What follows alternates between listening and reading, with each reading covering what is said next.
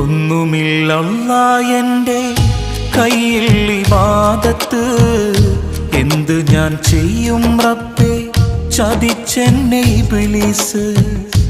ഓർക്കുവാൻ വയ്യ റഹീമേ നിന്റെ അദാബ്, ഈ തൗബ സ്വീകരിച്ച് എന്നെ നീ നന്നാക്ക്, ജഹന്നമിൻ വിറകാക്കല്ലേ അല്ലാ.